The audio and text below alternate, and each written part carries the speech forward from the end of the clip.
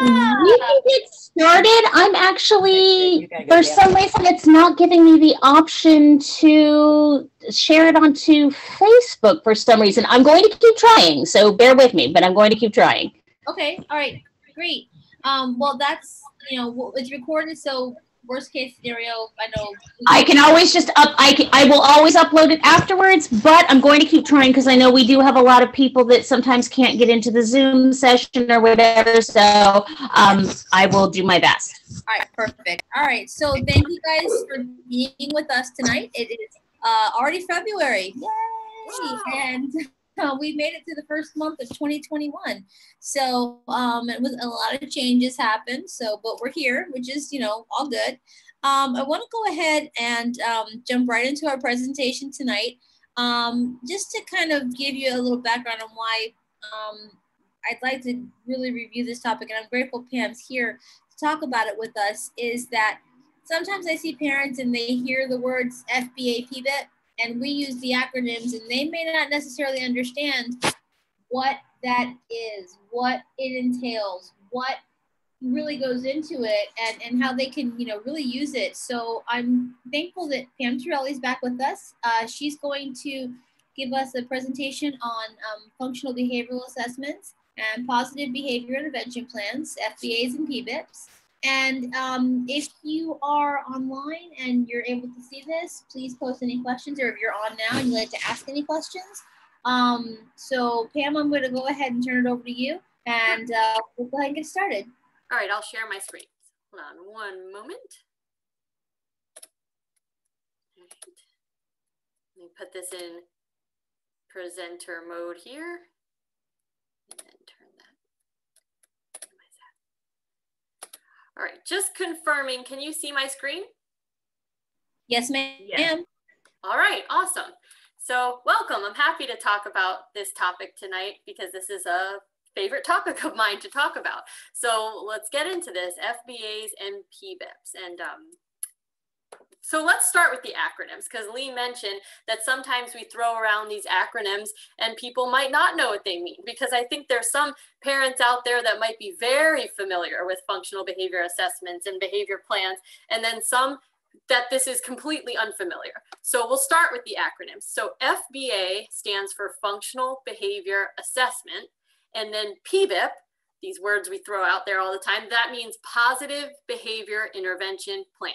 So I'll explain what each is and how one leads to another, but those are what the acronyms mean.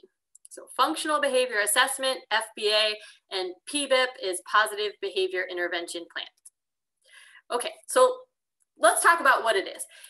A functional behavior assessment it's a process for gathering a bunch of information from different sources, which I'll cover, what types of information, but gathering information about a specific challenging behavior. So if there's a problem that's interfering with learning in a classroom, or even, if there's a problem at home, if there's a behavior that's impeding a student's success, it's a process for gathering information, for figuring out a couple of things. One is when the behavior is happening most often. Let me turn off my ringer there. We're looking for trying to figure out when this problem behavior is happening most often and the circumstances that seem to provoke the challenging behavior. So there's a couple of terms that we use, and those are called setting events and antecedents. So that it's not, super important to know exactly what those terms mean for this presentation, but they just mean we're looking for what's going on in the environment that seems to provoke or prompt a child to do this challenging behavior. The next thing we want to look through this information that we're gathering is to figure out what outcome is the student getting or the child getting from doing this behavior. And those we call consequences or the function of a behavior. So another question to kind of frame what I'm talking about is we're looking for understanding why it's worthwhile for a student to repeat this problem behavior again, in the future. What are they getting out of it? So functional behavior assessment is this information gathering process. It's almost like detective work, gathering a bunch of data around a specific behavior that we're concerned with to try to understand it. You know, when is it happening and what's triggering the behavior? And then what does the student get out of doing that behavior? So those are some of the important questions. That's the why. And knowing all of that and the answers to those questions is really important, because if we can understand what prompts or cues or provokes a student to do a challenging behavior, then we can change the environment. We can make adjustments to the environment using proactive strategies, so we can prevent that behavior from happening again in the future. So if we could start to predict when a behavior is going to happen, then we can try to prevent it by coming up with some different strategies or ways to change the environment. So what's going on no longer triggers the student to engage in that challenging behavior. The second most important piece of this process here is that knowing that information or gathering information around a challenging behavior helps us then identify what skills is the child or the student missing that we need to teach that child, so that they no longer need to get their wants and needs met by engaging in this challenging behavior or behavior that's causing a problem for the student or others. What sort of other behavior can they learn to do to replace the challenging behavior? And so those are called replacement skills. So we're looking at coming up with prevention strategies. What skills can we teach the child? And then last, how can we change how we respond to the child's behavior so that we're reinforcing these new replacement skills that we're teaching the child, and we're no longer reinforcing or rewarding this problem behavior. So the data that we gather in an FBA helps us, it answers those important questions that were posed on the previous slide, so that we can change around the environment to then change the student's behavior. So this might be a question that you're wondering, is when is an FBA needed? So here's some circumstances of when an FBA would be needed in the school district. Number one, if a student is repeatedly displaying this challenging behavior that's really interfering with them learning or the teacher's ability to teach, or especially if other students, or if the behavior is causing harm to others or the student themselves, that would be a rationale for doing an FBA, a functional behavior assessment. Another reason for doing an FBA in a school setting would be if a school is considering any sort of change of placement for a student, considering whether more intensive behavioral services or supports are needed for a student, then an FBA would be needed in that circumstance.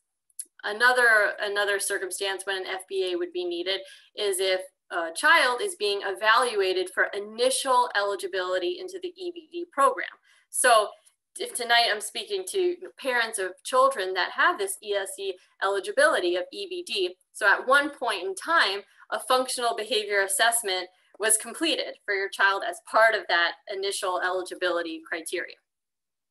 And then last in this, I hope I'm not going off on a tangent with this one, but if a manifestation determination meeting was conducted at your child's school, like if a team decided to, if a student was exhibiting this conduct that was resulting in suspensions, for example, at some point the team may come together and say, we want to do a manifestation determination meeting to look at the whole child and decide, is this student's conduct a manifestation of their area of eligibility or their disability?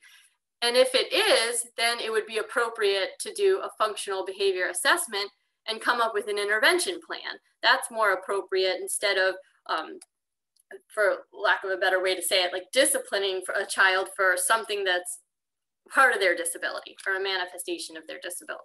So those are some of the reasons why we might do an FBA in a school setting. So here's the components. So that's a little bit about what it is, and we'll have time for questions at the end if I'm going too fast, but we'll get into each component of this process. The first is obtaining your permission. So if a permission is needed for a school team to do an FBA for students with an ESE eligibility. So if FBA wherever needed to be done for your child, your permission would be needed, and you'd actually be part of that team conducting the FBA. You'd be a main person involved, a very important person on that team. So it starts with getting your permission and with even going forward with the functional behavior assessment. The second step in the FBA process would be figuring out what behaviors to focus on. Sometimes students usually exhibit a lot of behaviors, a big variety of behaviors. Usually it's not just one or two specific ones, although it is sometimes. But if there are many behaviors going on, the team really has to sit down and prioritize and try to pick just one or two to be the focus of the FBA. So it's a very focused assessment of just a couple of behaviors at most. So select one or two behaviors that should be the focus of the FBA. And then the team's challenged to define those behaviors so clearly in a way that it describes exactly what the student says or does.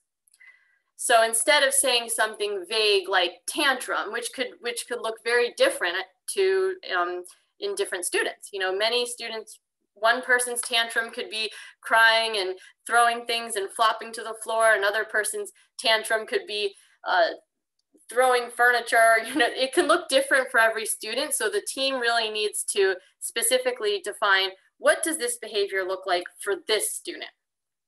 So instead of saying tantrum in general, a team might say, and for this student, it's defined by crying or screaming, maybe it's both, while doing at least one of the following. And then maybe it could be lying on the floor, kicking the floor or walls, pounding objects on the floor. So just describe exactly what the student says or does. So that's the second important part of this FBA process. So first, getting the permission, and then second, figuring out what we want to focus on. So just like if a team is assessing a student's reading ability, you know, there has to be a clear focus in mind. You know, what areas of reading are we trying to assess? So the same thing with a behavior assessment, having a clear focus from the start. The third, now that we got permission, we have our behavior that we know we want to gather information on.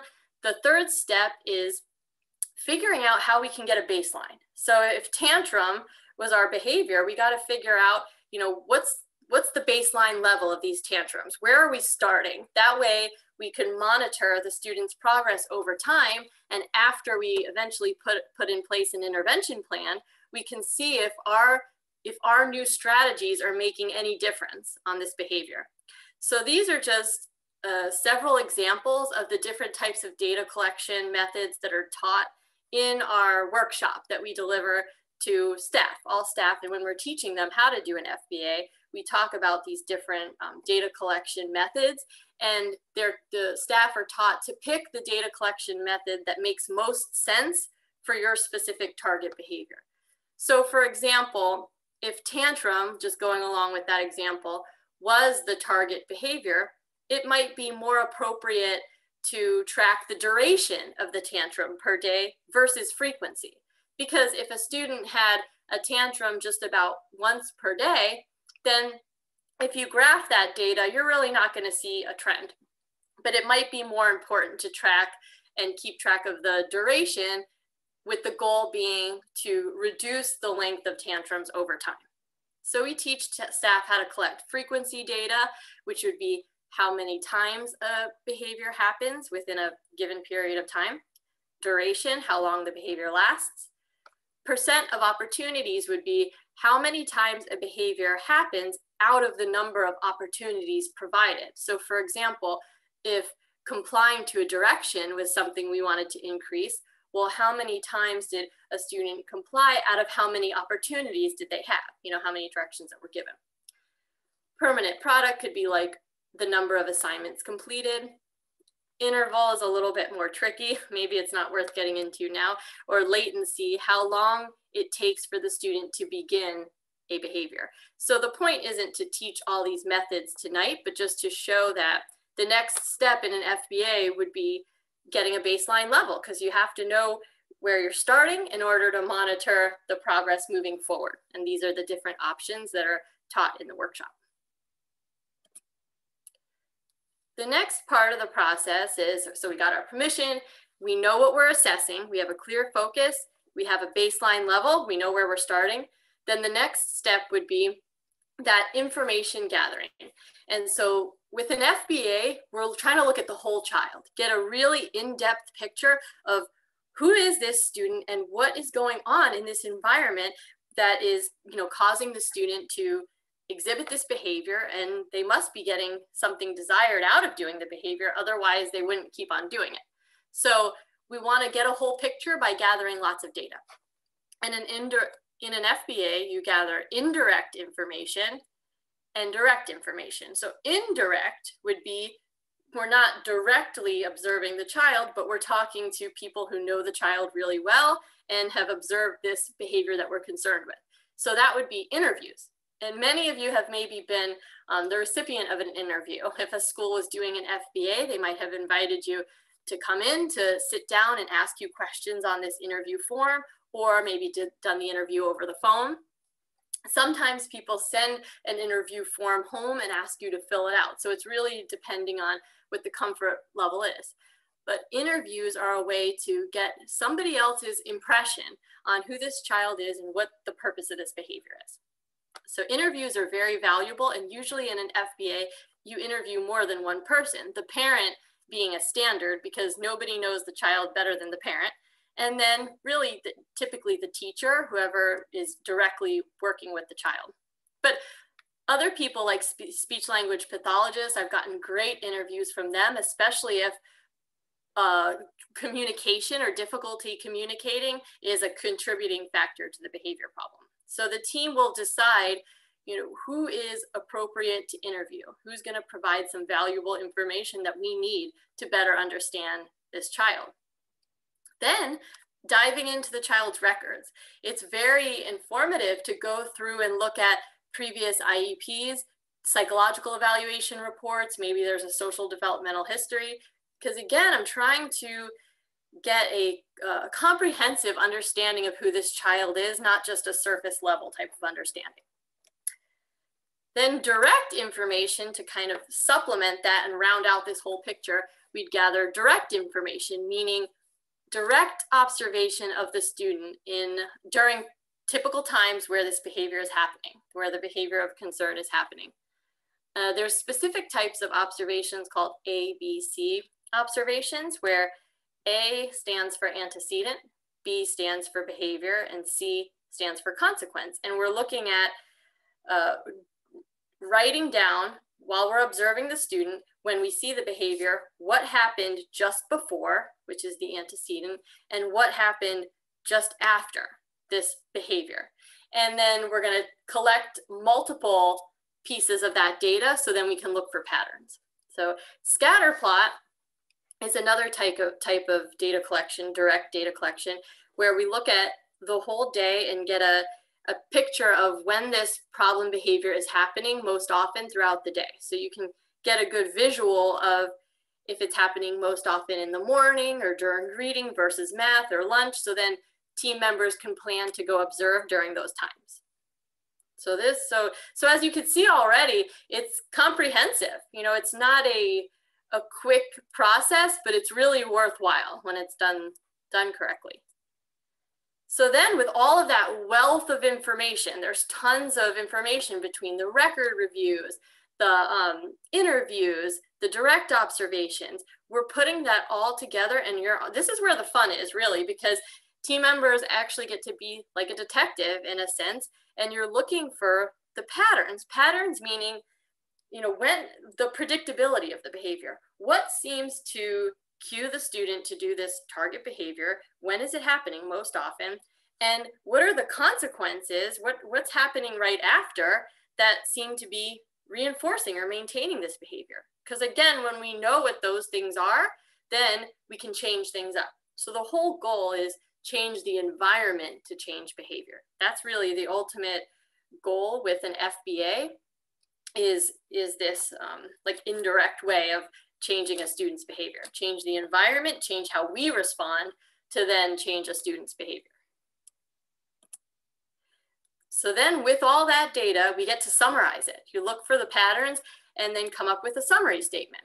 So we'll write what we found. So when these things happen, that means we're summarizing the triggers or the antecedents or setting events. You know, under these circumstances, this behavior happens to get this outcome. So you come up with a summary statement that includes those three big components. So it is challenging. It's a lot of work because sometimes when you gather so much data to find those patterns and put it all together in one nice little concise statement can be challenging. But I'm telling you, I've learned so much about students from just going through the process, letting the process happen. Very helpful. So once we've summarized our data, now we're ready to develop the Positive Behavior Intervention Plan, or PBIP. So a PBIP is the plan that's developed from the FBA. So the FBA is the data collection, it's the assessment, and the PBIP is the plan that we develop using the information that we've gathered. So now we don't have a surface level snapshot of this student anymore. We have a lot of information about, you know, how they're doing academically, you know, past interventions, did they work, all this wealth of knowledge that is going to help guide our interventions. The PBIP will have three big components, and these were touched on briefly earlier on in the slides. But one of the major components is proactive strategies. So this is where if we could start to predict this problem behavior because we have a good idea of when it's going to happen and under the specific circumstances for when this behavior is going to happen, we can change the environment to start to prevent that behavior. So those are proactive or preventive strategies.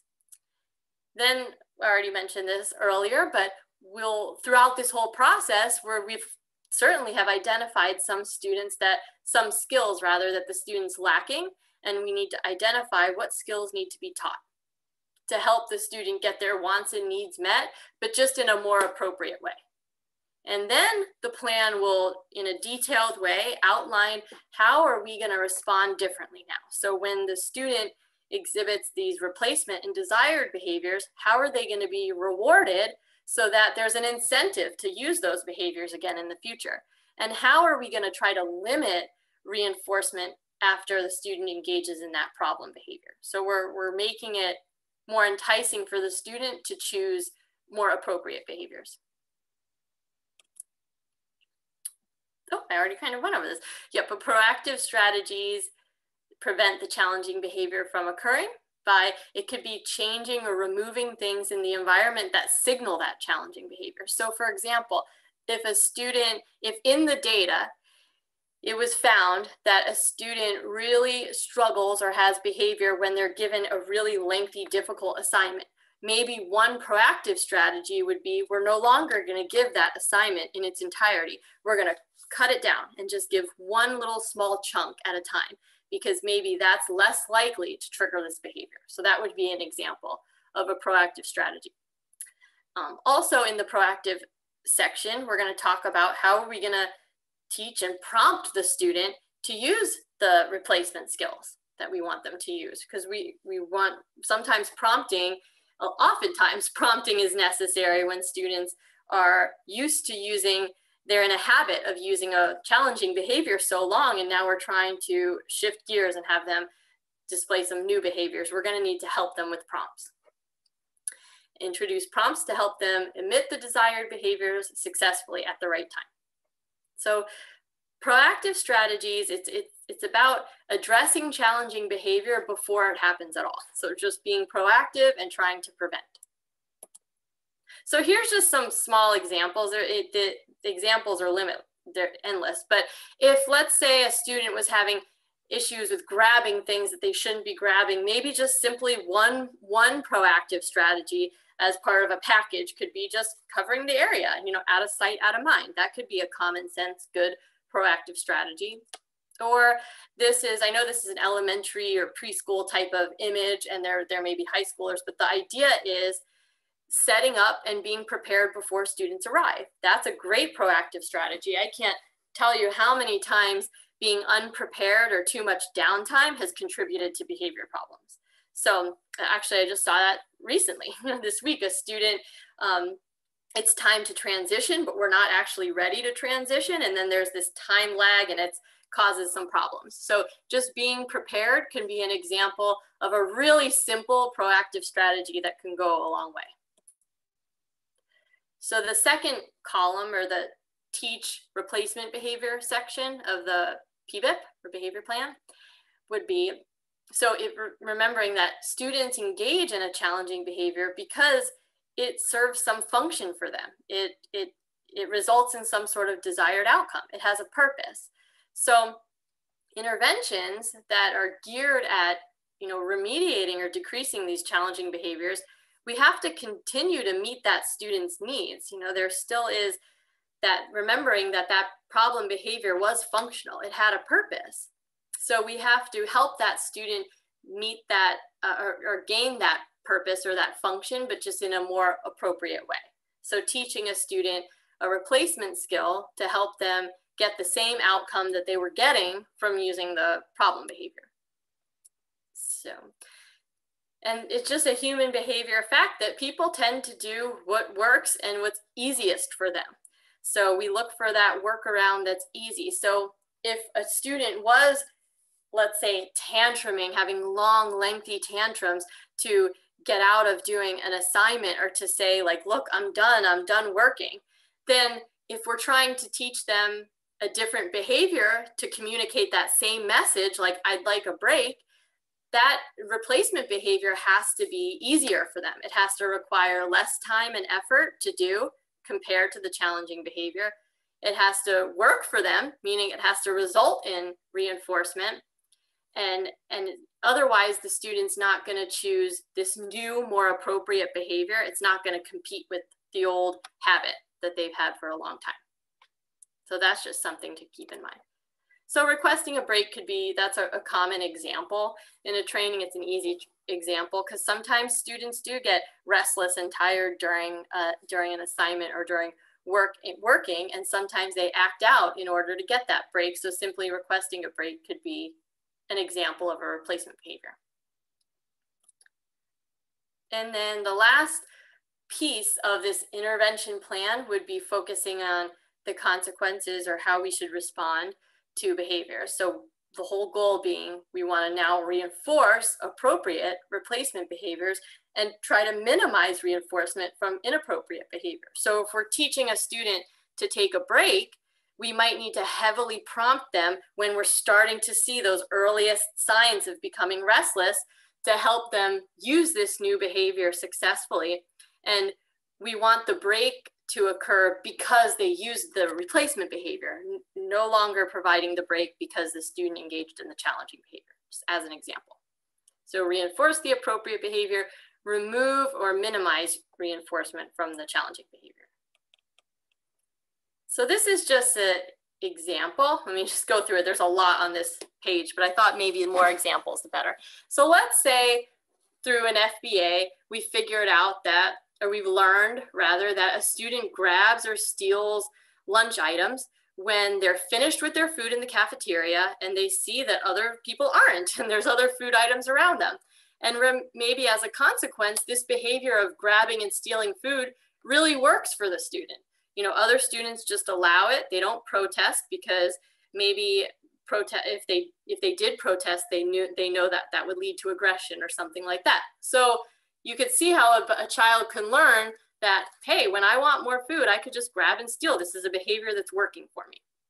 So if we were to try to change the environment to change that behavior, maybe on the prevention side, these are just ideas, but you could allow, like relook at your schedule and allow a snack prior to lunch, or schedule a snack prior to lunchtime, because maybe that'll reduce hunger and the child will be less likely to be starving after the meal and try to take food. It's just an idea. The thing about coming up with PBIP interventions is to get creative on the data that you collected.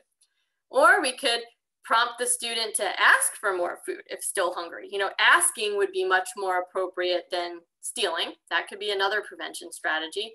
Or maybe even when you see that the child's done with their food, knowing that their next go-to will be to look around and try to take food, maybe get the student involved in something else, like try to engage the student in some sort of other leisure activity and get their mind off of, you know, being hungry and taking other people's food. So just examples of how you can use that information that you've gained in an FBA, get creative and try to change the environment. So the new behaviors we would want this student to use would be asking versus stealing, maybe asking for food, or engaging in some other leisure activity after they're finished.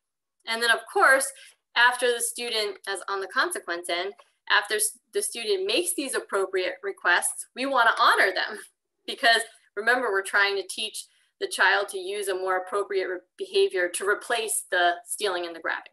And maybe if they tried to take somebody else's food, we'd have to be quick and maybe interrupt that behavior real quick and prompt them to ask. So these are just examples, and a PBIP would include detail like this on exactly what we should be doing to try to change this behavior. So after teams come up with a PBIP, the next steps after that are to implement that plan as written with fidelity, meaning implement it with consistency over a period of time. That way we can see if our strategies are helping or not. If we do something just one time or one day, then we really don't know what the effect is. You know, just everybody uses dieting, for example, as an analogy here. If you just eat healthy for one day, you know, that's not going to make much of a difference on how we feel or how we look, you know. So it's about doing something with consistency to see. Wait, Pam, did you say that's not going to work?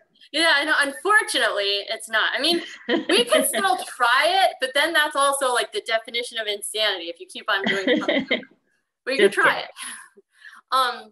So we got to implement something with consistency and then collect that data. So the same way that we measured the baseline from the beginning, we'll keep on measuring that student's behavior over time. That way we can look objectively at data and say, are these strategies making any difference or not? If they are, fantastic. Then we could say with some sort of, you know, reliability that, yeah, these strategies are, I may have used the wrong word, not validity, that these strategies are helping the student. If the behavior is getting worse or staying the same, then that would be justification for the team to say, let's rethink some of these strategies. I don't think they're helping that much. So our decisions are guided by the data that we're collecting. And then the team would, so you would meet and have those discussions, review that the progress of the student and decide, you know, where to go from there. So that's, hopefully that wasn't too in-depth and confusing, because there, you know, if you're unfamiliar with the FBA process, maybe going into the consequences, antecedents, reinforcement could cause some confusion, but that's just a shell of what the process would look like, or should look like. That way you guys have an image in your mind of what the process is and what to expect if you're going to be involved in an FBA, in your child's FBA. So I put my contact information there in case anybody wants to email any questions, but we can also open it up for questions now if there's time. Before we have any questions, I want to say thank you for going over this.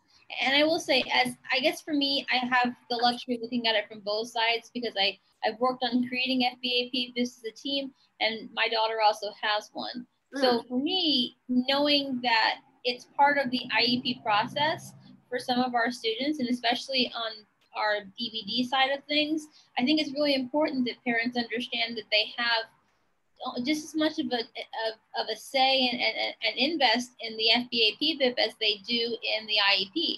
Because as the behaviors come down, the academics may improve.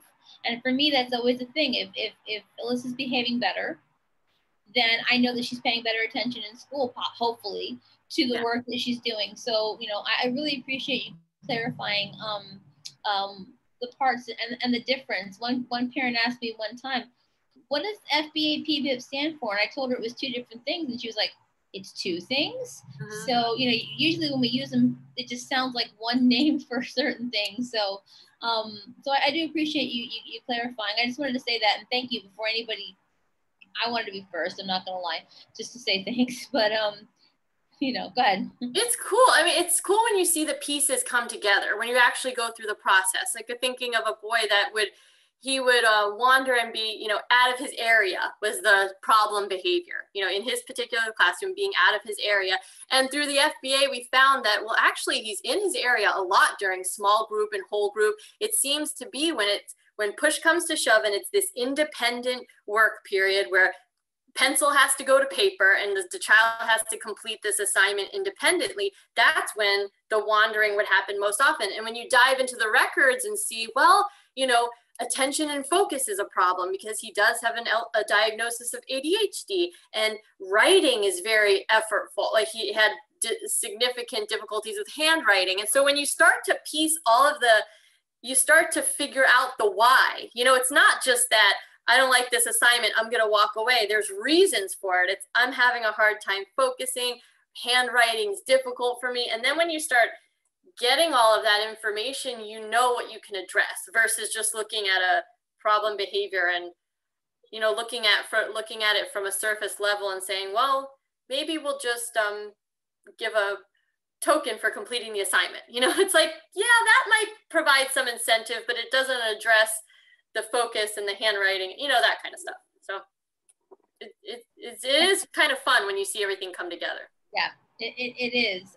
And, you know, I always try to remember and to tell parents, if it's not working for 6 months, it's okay to revisit it, just like you would an IEP goal. So, you know, and if it's working, they may have the same proactive strategies for years. So if you go into an IEP meeting 4 years down the road and the strategies are the same, well, they're working. Why would you change them? They seem to be, you know, affecting the behavior in a positive way. So, yeah. You know, and you're right, but it's fun. It's, you know, it's very fun to see it, especially for the kid. So, yeah, so I'm going to say, I know we have a couple of parents online with us here right now. Do you guys have any questions for Pam about the FBA or the PBIP? And if you do, go ahead and just unmute and ask your question.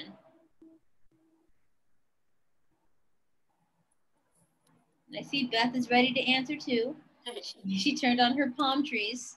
I got, Diane taught me how to change my name from Lee to my own name. So I was eager to do that. And I also, I'm kind of nerdy like Pam about this stuff, and it is fun. I get that. Jen, I don't know, were we able to connect to Facebook? Do we have any questions from Facebook? No, I wasn't able to get it set up on Facebook, unfortunately. But I will get that posted tomorrow morning so that everyone is able to see it on Facebook as well. I'll double check and make sure that there weren't any questions posted under the post. I'll double check.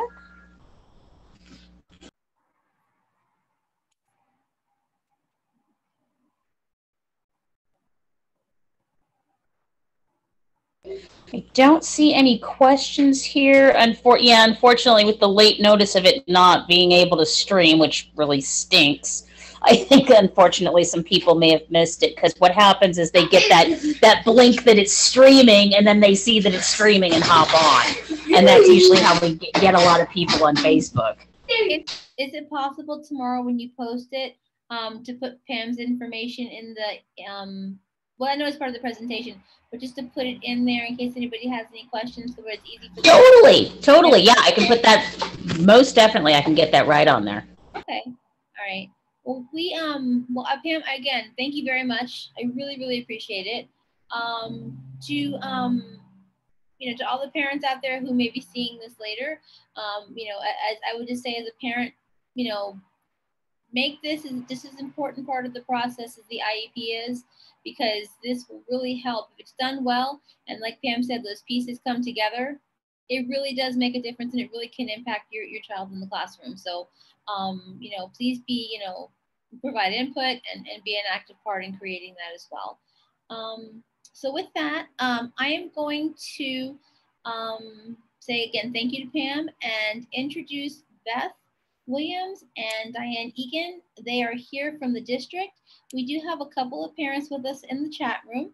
So if you guys have any specific questions, I'm going to go ahead and open the floor for you guys to ask those. I have one that I'm going to load up from a parent. So while we're waiting, I'm going to go ahead and let you guys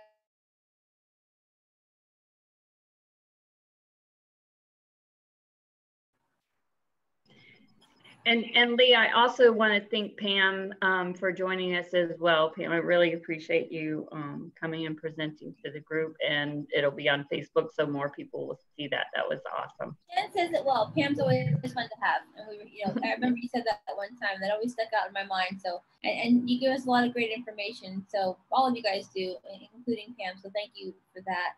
I don't see anybody unmuted. If I'm wrong, please let me know. But with that, I'm going to go ahead and ask a question. This is, I believe, geared towards Diane because it's from Jackie.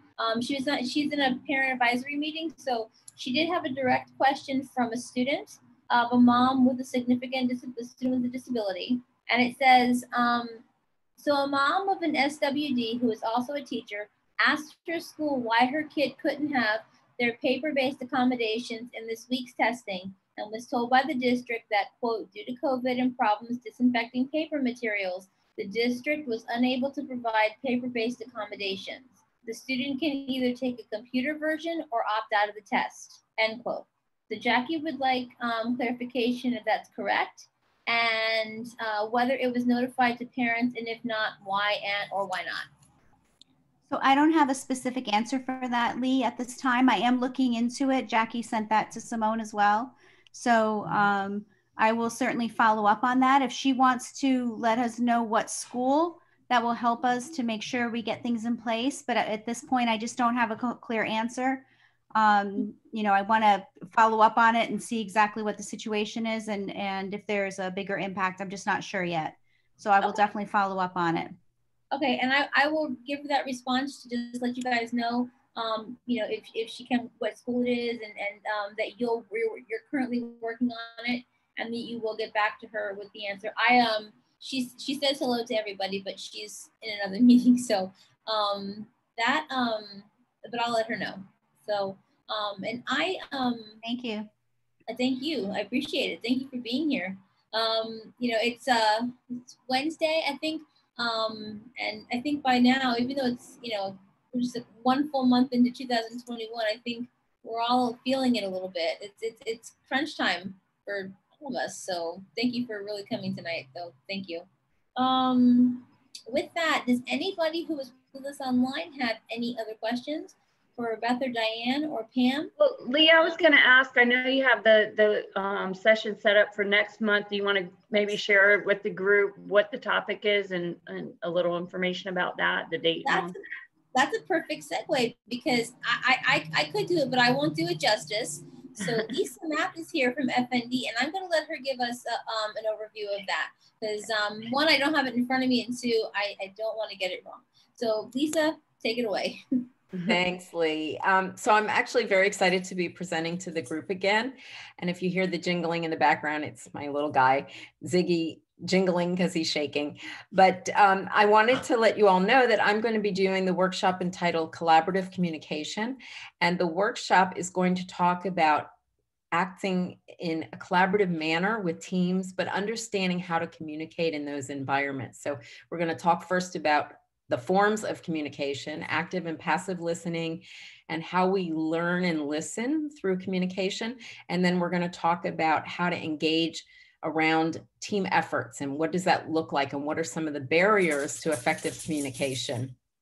And, you know, really a very informative way to learn more about how to advocate for your child in any environment, whether it's the school system or medical system or mental health system. So I think it's really an important workshop, and I'm hoping to see lots of parents joining us that night. Ooh, that sounds fantastic. And Lee, I was trying to pull up the date of it in my calendar. I have a new phone, so I'm struggling here to learn my new phone. The first Wednesday of the month, give me 30 seconds. It is March 3rd. March 3rd at 6:30. At 6:30, right. Yeah. And so we'll have the link on Facebook. Lisa, if you wanted to, if there's a way you want to share this on your website, I don't know how you guys would do that. Thank God for Jen, because I'd be talking to myself on the computer screen if it wasn't for her. So, but if you guys want to do that, no, this I give credit where credit's due. So you can have it all. But, I can send y'all the info, Lisa. That'd be perfect, Jen, and I'll absolutely promote it. And I may need to use your technical skills the day of if I'm going to post it on my site. We had some issues last time. I don't think my app has the capacity to share it live because I don't have the right app on my phone. So I know we had that trouble last time, Jen, and I know you're the guru. I don't know why my dog is doing all the shaking in the background over there. I can hear it. I hope you guys can't. I actually figured out what the problem was most of the way through this meeting, and yeah, I figured it out why we couldn't share it live. But I couldn't fix it once we'd already started, so I would have had to have completely stopped and restarted the entire meeting. So, but I'll share that all with you later. We don't need to go over technical stuff with everybody because I'm sure it would bore everyone to death and they don't want to hear it. But yeah, I can help you with Zoom stuff anytime you have questions. Thank you very much.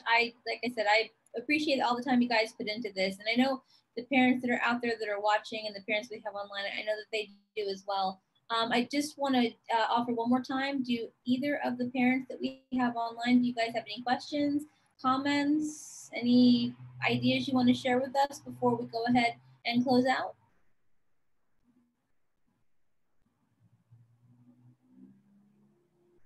Okay, I'm doing my wait time, proactive strategy. See, the teachers are laughing, they know. So, if you guys do have any questions, within our a video you have that if you're watching this recorded, you'll have Pam's information. Also, we've posted before contact information for any concerns that you guys might have. I see a thing in the chat. But we will, I'm going to ask Jen if she'll post that email as well in case you do have any concerns, questions for Beth or for Diane that you would like to express specifically about your child and if you need some help with some things going on at your child's school. With that though, I thank you guys very much. We're going to go ahead and call it a closed meeting at 7:20. And I hope everybody has a wonderful, wonderful night, a great rest of February, and we'll see you guys again in March. Thank you. Bye, everyone. Have a great night. Thank you. Guys. Good night, everyone. Thank you. Thank you.